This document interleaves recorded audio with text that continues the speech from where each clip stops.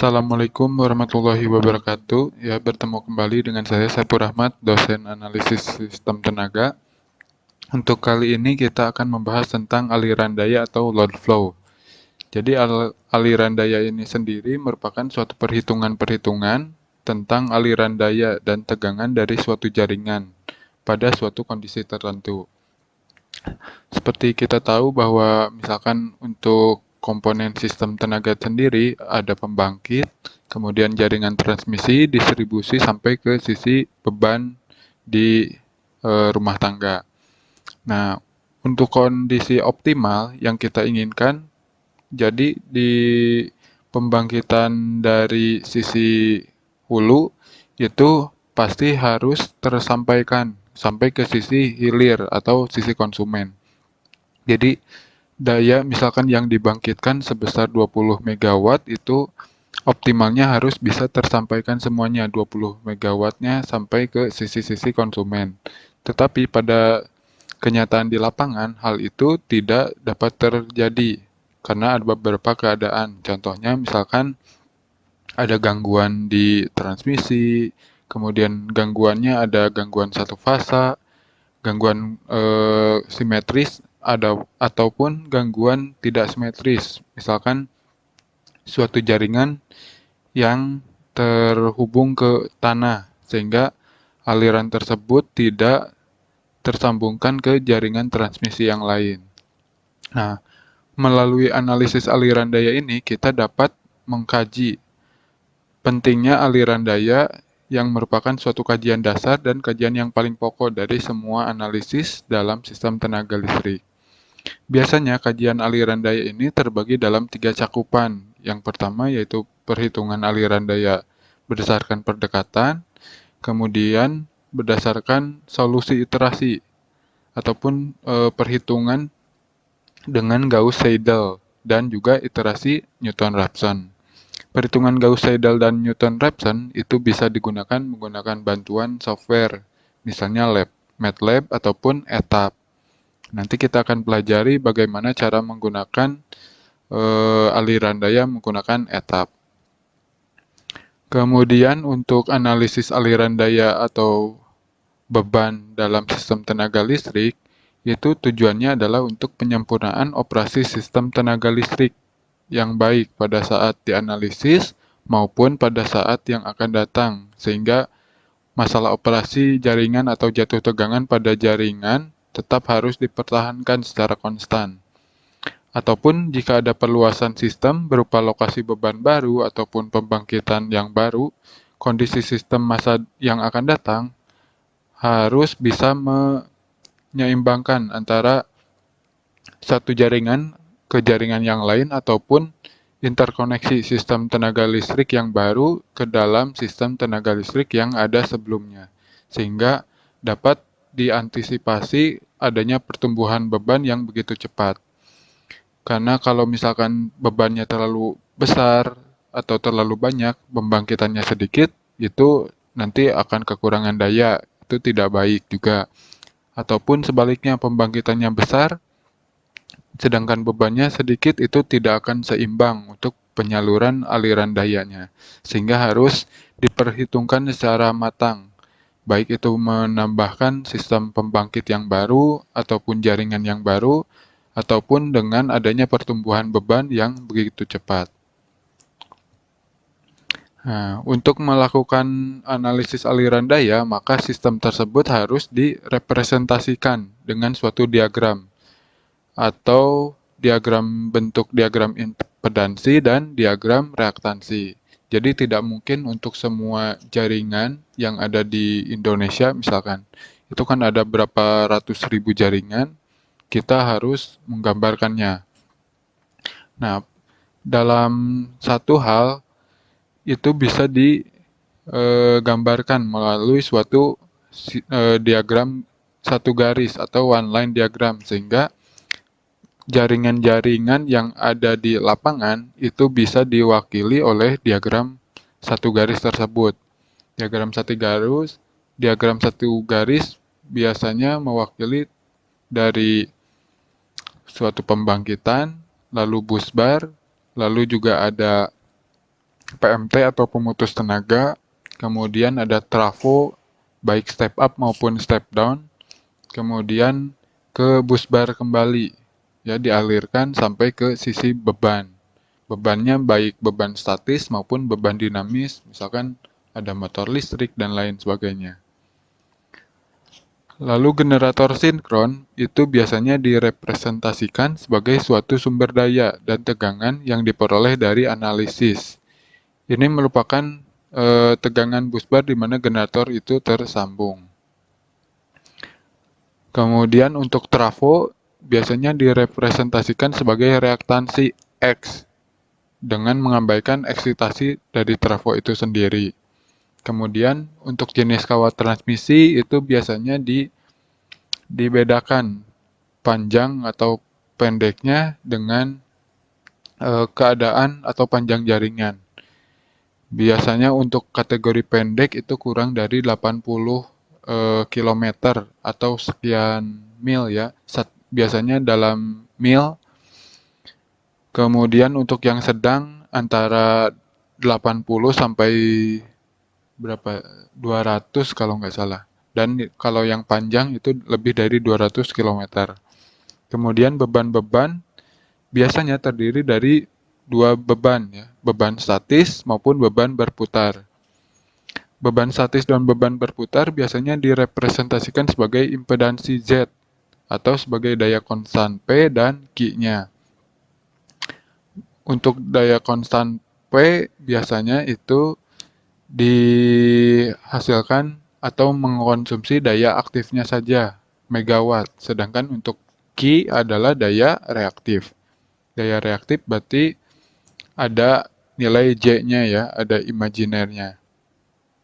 Kemudian ketika merepresentasikan suatu persamaan aliran daya, kita membutuhkan beberapa jenis busbar yang dialirkan baik dari pembangkit maupun ke beban.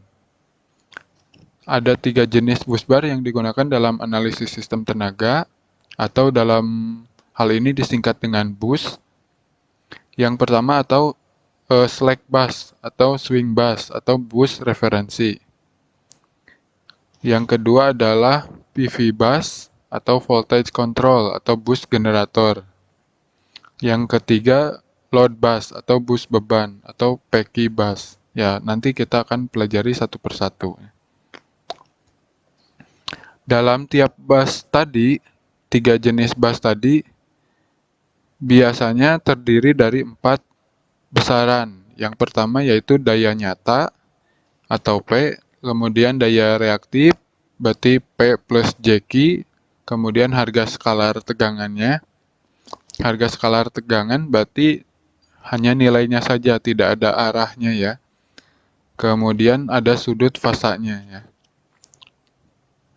Pada tiap-tiap bus, hanya 2 macam besaran ditentukan, sedangkan kedua besaran lain merupakan hasil perhitungan. Nah, besaran yang ditentukan biasanya merupakan slack bus. Untuk slack bus sendiri akan memiliki nilai harga skalar tegangan dan juga sudut fasanya. Kemudian untuk PV bus itu memiliki nilai daya nyata dan harga skalar tegangannya. Kemudian untuk load bus memiliki daya aktif dan daya reaktif atau Q. Nah, untuk slack bus itu sendiri, sebelumnya untuk perhitungan harga skalar, V, dan sudut fasa dan lain itu dipentingkan ya, akan dimasukkan ketika kita menggunakan software etap.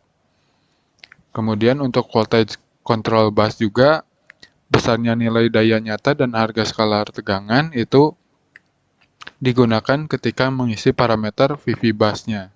Kemudian untuk load bus nanti bisa dimasukkan daya aktif yang dikonsumsi itu berapa dan daya reaktif yang dikonsumsi berapa. Nah, untuk slack bus itu sendiri merupakan atau berfungsi sebagai penyuplai kekurangan daya aktif dan daya reaktif, termasuk rugi-rugi pada kawat transmisi, karena rugi-rugi ini baru dapat diketahui setelah solusi akhir diperoleh. Nah, kemudian yang selanjutnya,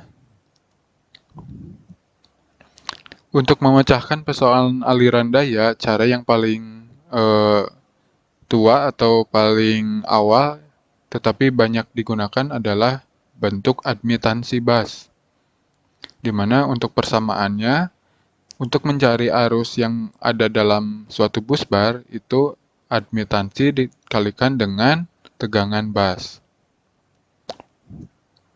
di mana bentuk arus bus, admitansi bus, dan tegangan bus merupakan bentuk matriks ya. Kemarin juga dipelajari.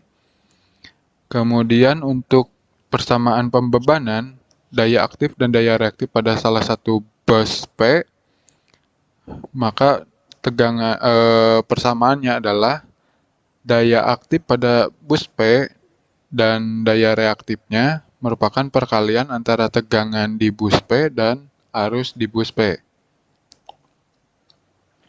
Dan untuk arusnya, maka kita balik posisi si tegangan ini ke sebelah sini, sehingga tegangan dikurangi daya reaktif dibagi dengan tegangan di bus bar P.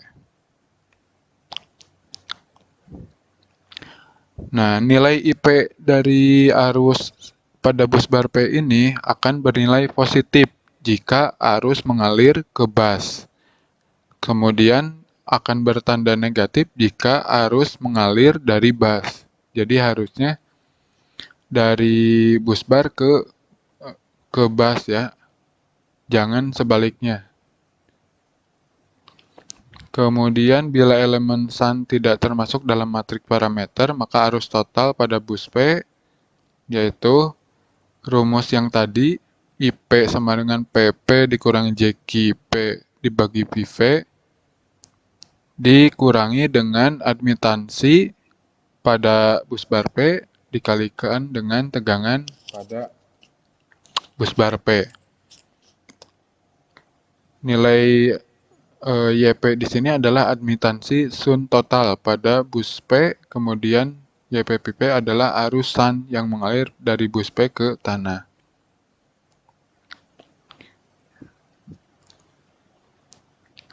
Kemudian untuk persamaan aliran kawat, arus yang mengalir dari bus P ke bus Q, yaitu kita notasikan IPQ sama dengan tegangan dari P ke Q atau VV min VQ dikalikan dengan admitansi bus P ke Q ditambah dengan tegangan PV dikalikan dengan admitansi P ke Q dibagi 2. Di mana YPQ adalah admitansi kawat ke P ke Q, kemudian YPQ merupakan admitansi son kawat P Q. Kemudian PV dikali YPQ dibagi 2 adalah kontribusi arus pada bus P oleh arus SAN. Nah, untuk persamaan daya yang mengalir dari bus P ke bus Q, tadi telah disebutkan bahwa perhitungannya adalah tegangan PV atau tegangan di bus bar V dikalikan dengan arus dari P menuju ke Q. Ya. Atau dalam bentuk yang lain, itu bisa dimasukkan nilai arus PQ tadi berdasarkan perhitungan kawat yang tadi ya, yang sebelumnya IPQ ini, sehingga persamaan umumnya akan menjadi PQ dikurangi JQ PQ sama dengan tegangan di sini PV dikali I-nya kita masukkan berdasarkan rumus sebelumnya. PV dikurangi VQ dikali YPQ ditambah VV dikali YPQ aksen dibagi 2. Sedangkan daya yang mengalir dari bus Q ke bus P berarti sebaliknya ya. PQ P dikurangi JQ atau daya reaktif dari Q ke P adalah tegangan dari Q dikalikan dengan arus dari Q ke P. Ini tinggal dibalik saja ya. Kalau yang sebelumnya dari PV ke VV, maka untuk persamaan ini berarti dari VQ dikurangi VV. Bagian belakangnya juga hampir sama ya. Selanjutnya, untuk rugi-rugi transmisi berarti penjumlahan antara persamaan ini, antara daya yang mengalir dari P ke Q ditambah daya yang mengalir dari Q ke P merupakan suatu rugi-rugi transmisi. Ya. Nah, untuk pemecahan yang paling banyak digunakan yaitu ada Gauss-Seidel dan Newton-Raphson dengan menggunakan admitansi bus. Dalam metode ini, tegangan-tegangan pada bus, kecuali slack bus, itu diberi harga sembarangan, atau dalam bentuk lain biasanya 1,0 PU per unit. Kemudian setelah itu arus dihitung untuk semua bus, kecuali untuk slack bus. Nah, contohnya misalkan kita mempunyai 4 bus, jadi N-nya sama dengan 4, kemudian bus nomor 1 sebagai slack bus atau bus referensi. Sehingga persamaan untuk arusnya adalah arus 1 berarti admitansi 1 dikali dengan tegangan 1. Karena ini ada 4, berarti dari 1 ke 1, 1 ke 2, 1 ke 3, dan 1 ke 4. Untuk admitansinya ya, yang digunakan bersama. Kemudian dikalikan dengan tegangan masing-masing busnya. Sehingga untuk persamaan arus yang pertama, yaitu admitansi 1 ke 1, atau admitansi sendiri dikalikan dengan tegangan 1 ditambah dengan admitansi 1 ke 2. Ini admitansi bersama. Dikalikan dengan tegangan V2 atau bus 2 ditambah dengan admitansi 1 ke 3 dikalikan tegangan di bus bar 3 dan admitansi 1 ke 4 dikalikan tegangan di bus bar 4. Begitupun untuk yang I2, I3, dan I4. Masing-masing pasti mempunyai admitansi sendiri seperti Y11, Y22, Y33, dan Y44. Kemudian ada admitansi bersama Y12, Y13, Y14, Y21, Y23, Y24, Y31, Y32, Y34, Y41, Y42, Y43. Nilai Y12 dengan Y21 itu pasti sama. Ya. Begitupun pula untuk Y31 dengan Y13 itu pasti sama. Kemudian untuk YP ke P, maka nilainya adalah YP ke Q ditambah YP itu sendiri. Kemudian untuk nilai YPQ ini berarti yang tadi ya, P ke Q itu sama dengan negatif, ini harusnya Q ke P, jadi berlawanan ya. Nilainya berlawanan tapi sama, misalkan Y13 dibandingkan dengan Y31 pasti Y13 sama dengan min Y31 karena berlawanan. Tetapi nilainya sama. Kemudian karena bus 1 dipilih sebagai slack bus atau bus referensi, maka I1 tidak perlu dihitung, karena perhitungan akan dimulai dari I2 dan seterusnya. Sehingga untuk mencari IP atau arus total pada bus P, maka IP sama dengan aliran daya dari P ke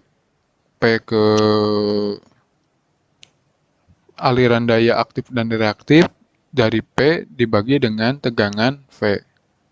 PV atau kalau I2 berarti I2 P2 dikurangi JQ2 sama dibagi V2 atau bentuk lainnya Y21 ditambah Y22 V2 ditambah Y23 V3 ditambah Y24 V4 karena Kenapa dimulainya dari I2? Karena bus 1 tadi dinyatakan sebagai bus referensi.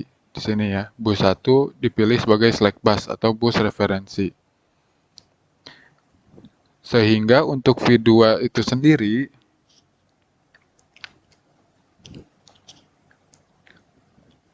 maka V2 sama dengan 1 per Y22 dikalikan dengan P2 dikurangi JQ2 dibagi V2 dikurang Y21 ya.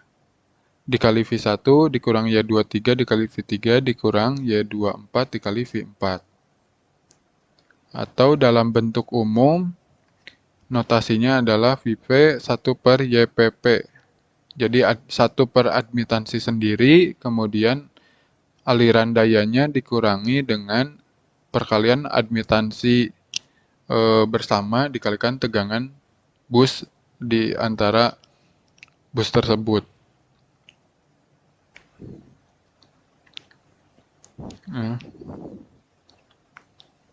Jadi bila ada n bus, maka jumlah persamaan simultan adalah n-1 karena yang satunya itu akan dijadikan sebagai referensi.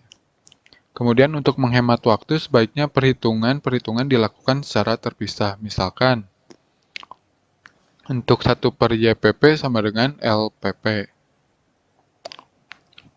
Kemudian PP dikurangi JQP 1 per YP sama dengan KLP. Jadi disederhanakan ya. Bentuknya untuk P dikurangi JQ itu sama dengan K, kemudian 1 per YPP sama dengan LP. Sehingga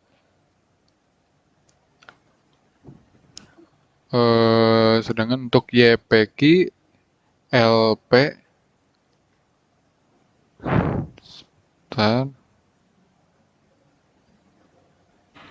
ini sama saja ya. Jadi perhitungannya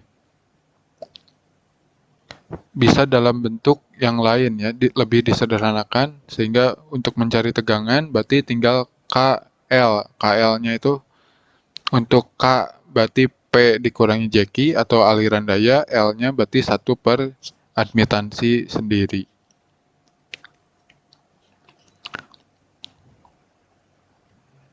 Nah, untuk contohnya misalkan sebagai berikut ya. Contoh ada 4 buah jaringan yang atau busbar yang terhubung, di mana nilai tiap-tiap jaringan adalah sebagai berikut. Ini bus 1, bus 2, bus 3, dan bus 4. Kemudian nilai data tegangan dan bebannya itu adalah sebagai berikut. Tegangannya 1,0 per unit. Kemudian daya aktif di beban itu 1,0, daya reaktifnya 0,5. Kemudian bus 2 dapat dilihat tegangannya 1, daya aktif 1, daya reaktif 0,4. Kemudian bus 1 dijadikan sebagai slack bus. Maka untuk perhitungan bus 1 itu tidak perlu dihitung dulu, jadi mulai dari bus 2, bus 3, dan bus 4. Kemudian ingin dihitung aliran daya dari sistem pada gambar 1 di atas.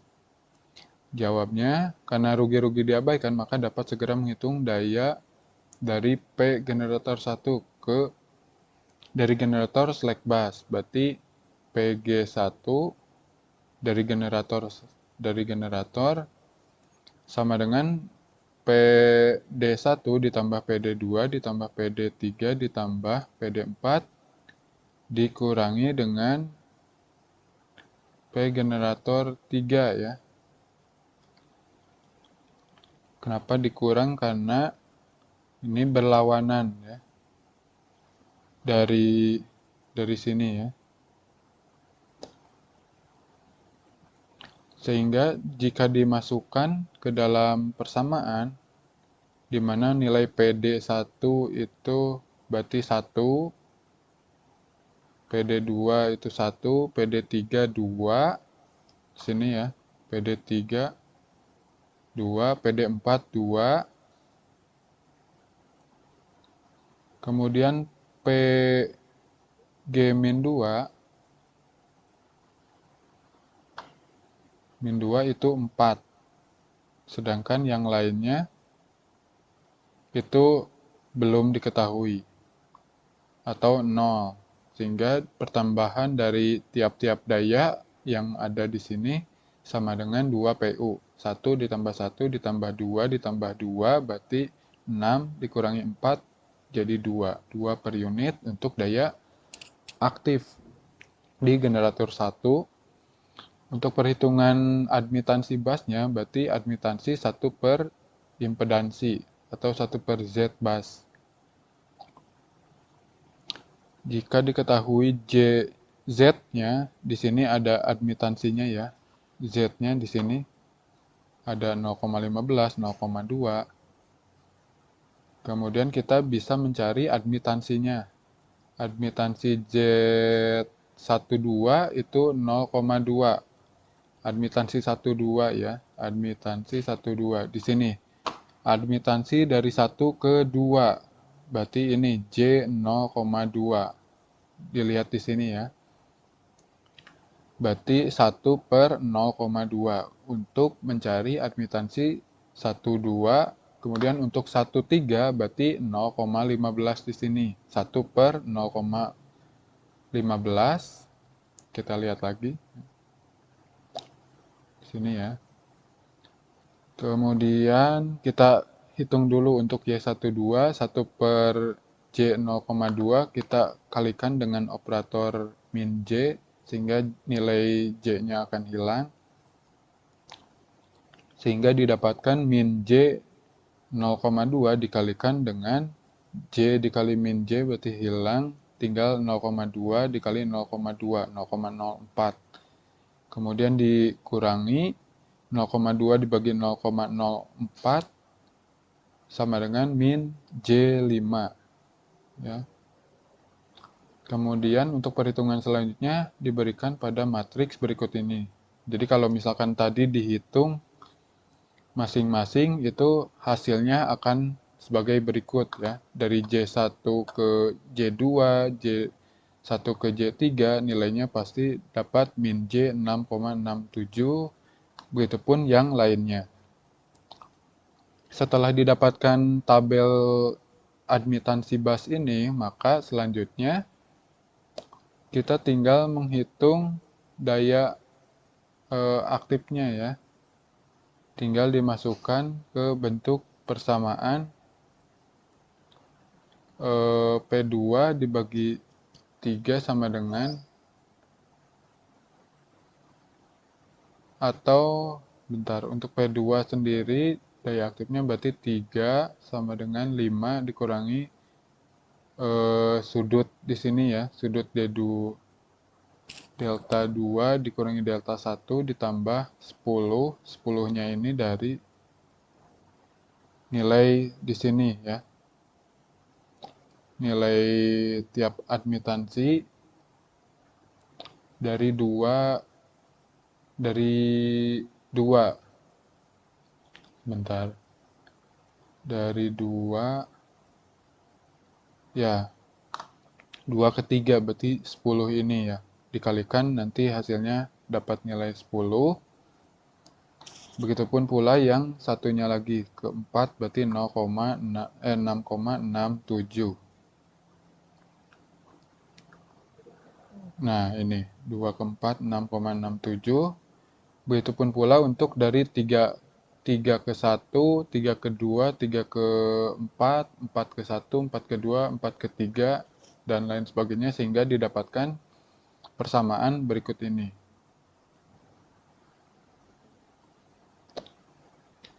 Kemudian jika referensinya D1 sama dengan 0, maka untuk memecahkan persamaan 12 yang sebelumnya ini, didapatkan nilai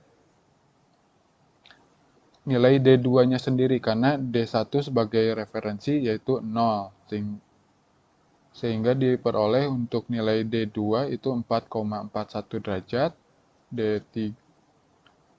D3 itu min 4,23 derajat, dan D4 itu min 5,11 derajat. Kemudian disubstitusi ke persamaan yang tadi 5 dikali cos ini kan untuk nilai Q-nya ya. Sehingga didapatkan nilai Q-nya untuk Q1 adalah 0,07 per unit, Q2-nya 0,22 per unit, dan Q3 0,132 per unit. Sehingga untuk nilai Q generator 1 berarti Q1 ditambah dengan 0,5 karena tadi ditambahkan dengan jaringan itu sendiri, admitansi jaringan. 0,5 ditambah dengan 0,07 berarti 0,570. Begitupun pula untuk Q2 dan Qg3. Kemudian dijumlahkan daya reaktifnya sehingga didapatkan 3,454 per unit. Kemudian untuk daya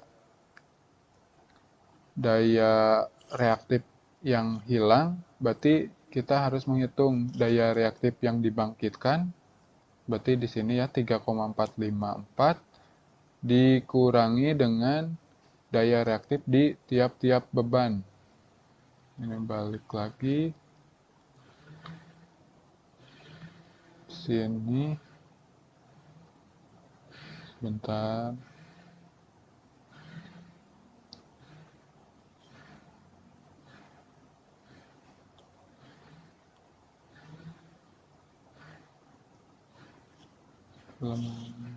Oh iya. Sehingga didapatkan nilai 0,554 per unit. Kemudian untuk aliran dayanya tinggal dimasukkan dengan persamaan berikut ini.